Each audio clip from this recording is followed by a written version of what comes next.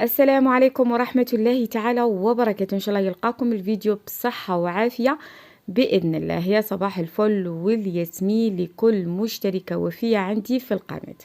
اليوم إن شاء الله جبت لكم هذا الموديل اللي جاي سامبل وجاي يهبل في اللبسة نتاعو، مام موديل جديد جاي كلوش من الأعلى حتى لتحت، وجاي بليمونش منفوخين من جهة الأكمام وبتول تاع زهرة البابونج. ان شاء الله يكون اعجبكم الموديل. وشتو راني دخلت البلون بالغوج، صافي هذاك المونج درتو بالغوج بصح راه فيه زهرة البابونج فيها بلون، صافي على هذيك تناسق لي مع لاغوب. وراكم تشوفوا في التعمار كيفاش داير. برك لهنا عندي هنا غوب قديمه، صافي قادرين غير بلي غوب تاوعكم قدم وترجعوهم لبناتكم وشوفوا كيفاش يجوا يهبلوا. ورايحين نبداو على بركه الله. اول شيء في التفصيل، شوفوا لهنا عندي قلت لكم غوب قديمه في البلون، نحيت لها الزدر نتاعها وبقات لي الجلال نتاعها. شوفوا كيفاش كانت مخيطه، ديجا راني خليت فيها الخيط باش تشوفوها. صافي اذا عندكم اي غوب ماشي شرط تكون كلوش، حتى وتكون ايفازي تقدروا ترجعوها. انا برك راح نعطيلكم الطريقه كيفاش ديروا، وان شاء الله تقدروا تفصلوها وتخيطوها بطريقه سهله جدا، باسكو ماهيش حاجه اللي تعب بزاف. المهم برك لا غوب تاعكم تنحوا الصدر لانه كان مخدوم من قبل، وتخلوا الجلالات صافي تخلوا من جهه الصدر حتى للتحت، او على حساب الطول تاع بنتكم. كيما انا لهنا لا غوب قلت لكم كانت كلوش من الفوق، صافي من جهه الصدر كانت كلوش. نحيت الصدر نتاعها وبقى لي هذاك الكتان الباقي، عاودت ثنيتو كما راكم تشوفوا فيه ديجا راه مخيط من لي كوتي في زوج. صافي سي با لا بين تحلوا هذوك لي كوتي، قادرين غير فماك وتطووا عليهم. صافي غير فماك وتثني الكتان تاعك. انا رجعته كما كان مفصل. لا غوب لهنا راهي كلوش، مي قلت لكم اذا كانت ايفازي تقدروا مام تخيطوها. برك الموديل راح يختلف، عوض انه يجي كلوش ولارج راح يجي شويه ماهوش عريض، مي راح يجي نفس الموديل. رايحين نبداو بالتفصيل تاع الرقبه. كما راكم شفتوا عندي جهه مفتوحه، صافي على ديك راح نهود شويه في الرقبه. لهنا درت 10 سنتيم، ومن نقطه المنتصف دخلت ب5 سنتيم، وراح نشكل الدورة تاع الرقبة. درتها دائرية كما راكم تشوفوا. من بعد درت في الكتف 9 سنتيم. لهنا هاد لاغوب تلبس من لاج تاع 6 ل 7. قلت لكم راني نفصل ديما السنة، صافي راني نعطيلكم اللاج تاع بنتي. مي اذا كانت وحده فوقت ولا كبيره سي اوبليجي تزيدي في الحساب، ولا كانت اقل ثاني تقلي في الحساب. هوت ب10 سنتيم، صافي من نقطة الكتف لتحت هوت ب10 سنتيم، عاودت هوت ب3 سنتيم، وخرجت ب3 سنتيم، وشكلت دورة الإبط. من عند دورة الإبط هوت من جهة الخصر الكامل العرض تاع لاغوب اللي عندي. صافي لهنا تشكلي برك الرقبة والكتف ودورة الإبط، ومن بعد تهودي كامل التيسي اللي يكون عندك. راح نقصص لهنا، مانيش راح نسرع في الفيديو باش تفهموا بيان كيفاش فصلت وقصصت. نحيت الرقبة، لهنا الرقبة تاع الأمام والخلف درتهم كيف كيف. إذا ما بغيتوش الظهر شوية عريان حاولوا تهودوا قبل ب7 سنتيم، ومن بعد تكملوا هذيك 3 سنتيم من بعد للامام. اما اذا بغيتوا الخلف كيف كيف مع الامام فراح تهودوا ب10 سنتيم. قلت لكم نحيت الكتف 9 سنتيم، هوت من نقطه الكتف ب10 سنتيم، بعد درت دوره الابط فيها 3 سنتيم، وهوت من عند دوره الابط عند الخصر ديريكت للعرض تاع التيسي اللي راه عندي. هذه اذا كانت عندك لاغوب تاعك كلوش، او اذا كانت ايفازيس نفس الشيء. صافي من عند دوره الابط تهودي للعرض تاع لاغوب تاعك اللي تكون عندك. راح نكمل بالتقصاص الكامل الطول تاع لاغوب اللي عندي. كما انا لهنا لبست سناء صافي جاتها طويله حتى لتحت باسكو درت كامل الطول تاع القماش. قلت لكم نحيت غير جهه الصدر. وانتم اذا كانت بنتكم قصيره طبعا قلت لكم رايحين ديروا على حساب الطول نتاعها. نحيت كامل هذوك لي كوتي تاع لاغوب. شوفوا لهنا في العرض ديت كامل العرض من الاسفل من جهه العطفه، ديت كامل العرض تاع لاغوب. على ديك كما راكم شفتوها في البدايه تاع الفيديو جايه لارج بزاف من تحت. صافي انا كي نقصت برك من عند الكتاف ومن عند دورة الابيط صافي جاتني شويه سنتري من الفوق، مي جات لارج بزاف من تحت. شوفوا كيفاش خرجت من بعد ما تقصت. قلت لكم الرقبه تاع الامام خرجت لي كيف مع تاع الخلف بصح. شوفوا اللارج تاع تحت باسكو هذه لاغوب طبعها هذاك اللارج كي جا فيها. مي اذا كان عندكم لاغوب قلت لكم ايفازي معليش راح تخرج لكم قلت لكم نفس الشكل بصح ماهيش نفس العرض. من بعد ما كملنا لاغوب رايحين نجو لي مونش مام هذا التيل كان باقي لي خدمت منه الوحده وبقى لي هذا المورسو ثنيته على زوج ومن بعد ثنيته على 4 باش نقطع منه 2 مونش. صافي نتوما راح نشرو ربع تاع متر راح تكفيكم.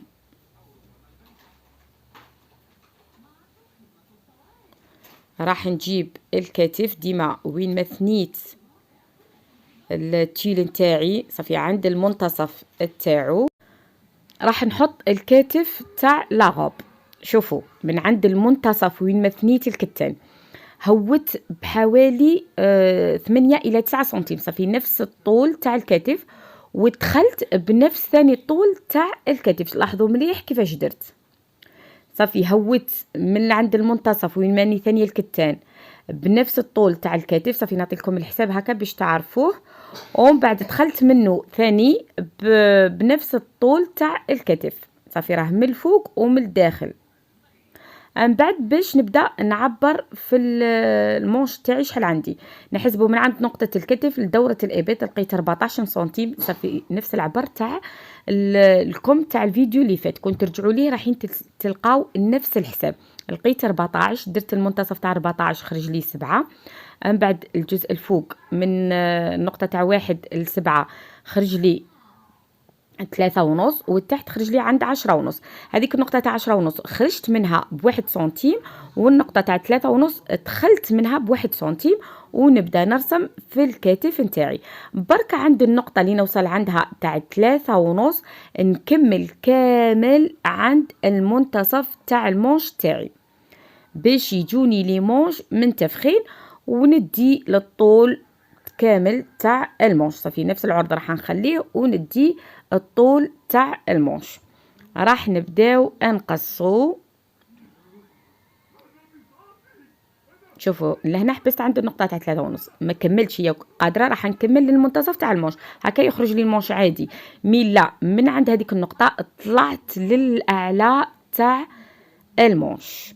صافي باش قلت لكم يجيني منفوخ عند الكتف. اللي هنا برك راني نسوي في المونش تاعي باش في الخياطه ما يعذبنيش ويخرج لي سوا ونكمل قلت لكم كامل العرض تاع المونش من تحت باسكو لهنا المونش راني حبيته عريض باسكو راح نستفو. راحين كي تبداو تركبوه راح يجيكم بهذه الطريقه. نحطوا دوره الابط مع بعضهم بعض ونبداو نخيطوا. بعد هذيك الزياده اللي راح تبقى لي هي اللي راح نستفها عند الكتف. ومن تحت قلت لكم درت كامل هذاك العرض باسكو راح نبدا نستف المونش تاعي باش يخرج لي كي شغل مشرشف من الاسفل يخرج لي مشرشف عند اليدين من تحت. بهذا نكونوا كملنا كامل فصالة لاغوب لي مونش تاعها. برك هادو الزيادات نعطيهم لكم كفكره باسكو هادوك زهره الباموج راح تتقصص عادي بلا ما تخسر. قادرين تزينوا بها لاغوب كامله. صافي ترشوها على لاغوب او تخدموا بها خدمه اخرى. صافي المهم خير من اللي يترموا. انا كيما هادو دوك ما نرميهمش، راح نخبيهم، وكي نحتاج هذيك سهره البابونج راح نزين بها.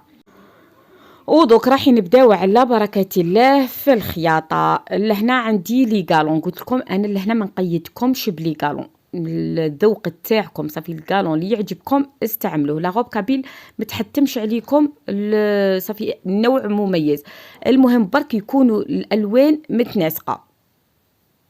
لهنا عندي تاع تشرشيف وعندي تاع ثفيره وعندي هذيك اللي فيه البغيون، تقريبا نفس لي كالون اللي خدمت بهم لا غوب اللي فاتت خدمت بهم لا غوب هذه. باش راح نبداو بالصدر، نبداو نعمروا فيه هو الاول. قلت لكم لهنا بلا ما تستعملوا لا دوبلور، حاولوا تستعملوا سورجي وتثنوا، ولا تثنوا على الوجه، باسكو اذا ثنيتوا على الوجه راح كامل تدرك هذيك الثنيه بلي كالون. شوفوا لهنا انا ثنيت على الوجه، عندي سورجي وكنت قادره نستعملو، مي راني نديلكم في الحاجه اللي تقدروا نتوما تفهموها. من بعد ما ثنيت للوجه عينت المنتصف من الامام كما راكم تشوفوا فيه، ثنيت هذيك حوالي تاع 0.5 سنتيم برك باش نعين المنتصف، باش كي ندور عليه بالسفيفه راح يبان لي. بديت بتاع التشرشيف هي الاولى، درتها كامل دايره على الرقبه. برك لهنا قلت لكم ديما ترخوا في الكالون تاعكم كي تبداو تركبوا فيه.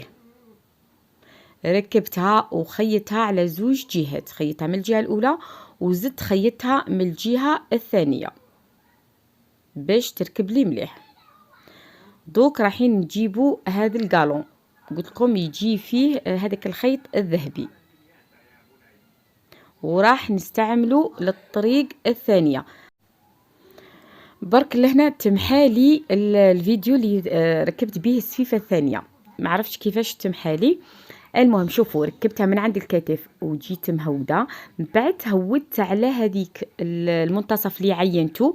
شوفوا المنتصف درتو في حوالي يا ربي 5 سنتيم، هذيك 5 سنتيم اللي هي اللي هودت منها الحاشيه، هودتها للتحت، عاود درت وطلعتها وكملت بها الكوتي الثاني تاع الرقبه. شوفوا لهنا كي راني ندير في خيط في الجهه الثانيه راح تبان لكم. شوفوا خيط من عند الكتف وهوت للرقبه للمنتصف، من بعد هوت بالكالون هذيك تاع 5 سنتيم اللي عينتها، عاود دورت وعاود طلعت منها وعاود دورتها على الكوتي الثاني تاع الرقبه. نورمالمون راهي بينت لكم لهنا كيفاش راني نخدم فيها. على دي كي تعينوا المنتصف وتهودوا به بالخياطه راح تبان لكم الخياطه نتاعكم كيفاش راح تكون لا فينيسيون متقونه. صافي خير ملي تهوديها هكاك من راسك بلا ما ديري الحساب، راح سا ديبون تخرج لك عوجه ولا.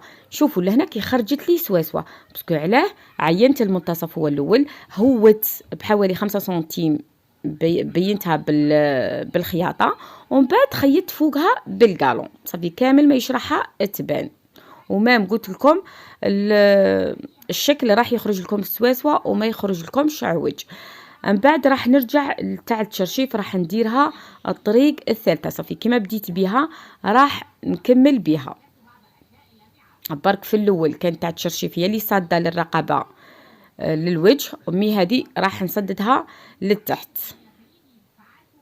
شوفوا صافي لهنا عكست هذاك الكالون تاع التشرشيف. بنفس الطريقه راح ندور به كامل على السطر الثاني تاع الكالون.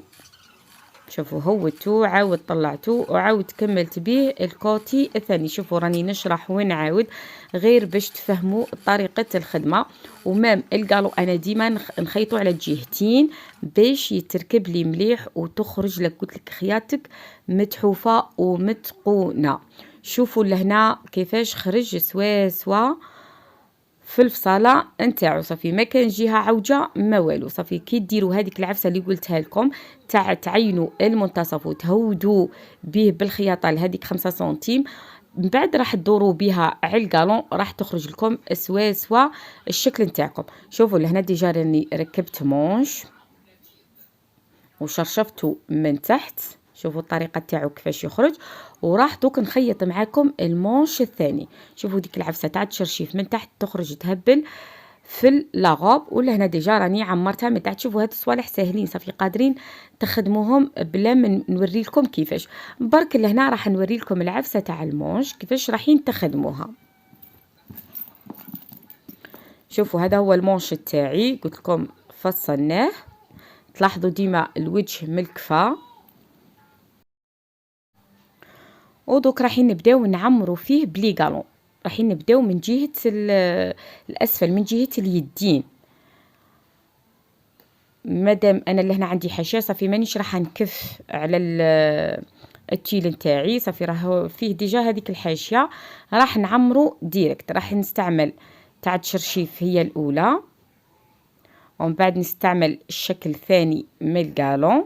ثاني نخيطوا على الجهتين في زوج، قلت لكم باش يجيكم محكوم بيان على الكتان تاعك. ومن بعد راح نزيد السطر الثالث اللي يكون نفس الكالون اللي مستعملته من جهه الرقبه ومن جهه الاسفل تاع لاغوب ومن جهه الاكمام. صافي هذاك اللي قلت لكم فيه الخيط الذهبي. من بعد ما عمرت المونش راح نجي فوق الكالون الثالث ونبدا نستف فيه، باسكو لهنا راه عندي عريض. صافي راح نديرو على حساب الحجم تاع اليد تاع بنتي. صافي لهنا ما نقيدكمش بالحساب، صافي تعبري دورة اليد تاع بنتك وتستفي هذاك المونش على حسابها. شوفوا كيفاش راح يخرج، سورتو كي تزيدوا تكووه بالحديد راح يجيكم صافي شباب ما يقعدش واقف، راح يطيع لكم بالحديد.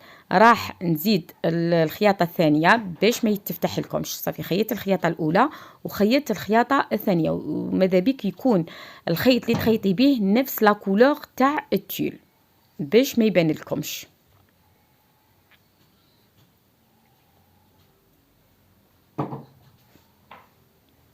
حاولي الخياطه تاعك الثانيه تزيريها مليح قلت لكم باش ما تتفتح لكمش، وراح يخرج كيما راكم تشوفوا فيه.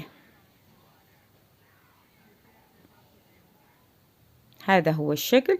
قلت لكم سورتو كي تزيدوا تكووه بالحديد راح يطيع وما يجيكمش واقف.